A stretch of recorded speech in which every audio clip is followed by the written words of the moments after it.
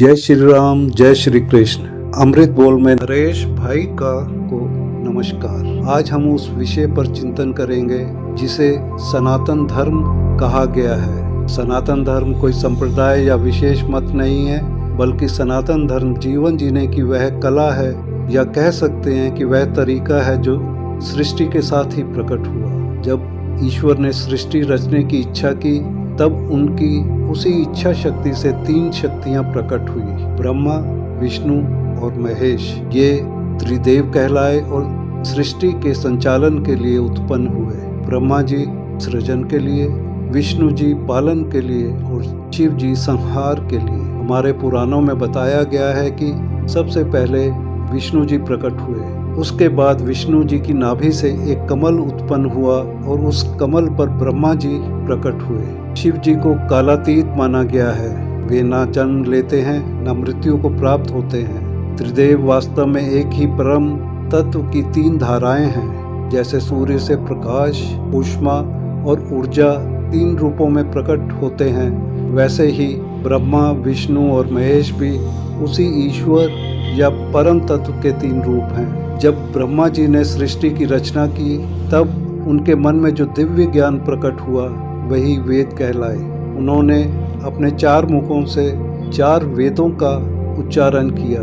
यही चार वेद यानी कि ऋग्वेद, यजुर्वेद, सामवेद और अथर्ववेद सनातन धर्म के मूल स्तंभ बने और इन्हीं से धर्म, अर्थ, काम और मोक्ष का आधार स्थापित हुआ।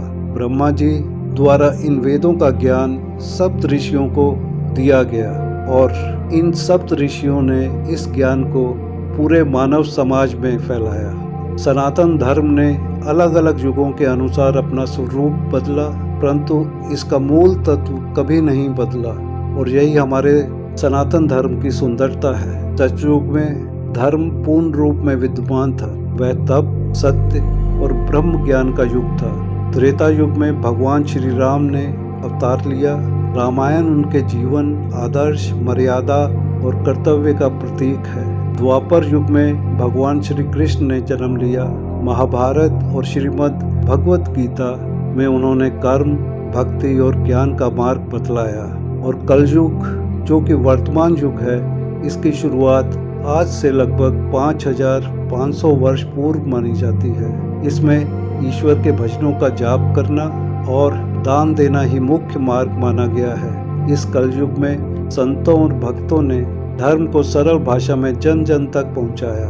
तुलसीदास जी द्वारा लिखी गई रामचरितमानस, जो कि लगभग 500 वर्ष पुरानी है, आज भी सनातन धर्म मानने वाले लोगों का पथ प्रदर्शन करती है। सनातन धर्म के ग्रंथ केवल धार्मिक ही नहीं, बल्कि जीवन के रहस्यों को समझने और वैज्ञानिक दृष्टिकोण से आज भी बहुत मूल्यवान हैं। उपनिषद आत्मा और ब्रह्म ज्ञान के रहस्यों पर प्रकाश डालते हैं। गीता जीवन के संघर्षों में संतुलन बनाए रखना सिखाती है और पुराण जनमानस को ईश्वर की लीलाओं और भक्तों की कथाओं से जोड़ते हैं। पिछले 200 वर्षों में स्वामी विवेकानंद, महर्षि दयानंद सरस्वती और रामकृष्ण परमहंस जैसे महापुरुषों ने सनातन धर्म को आधुनिक संदर्भ में पुनः जागृत किया।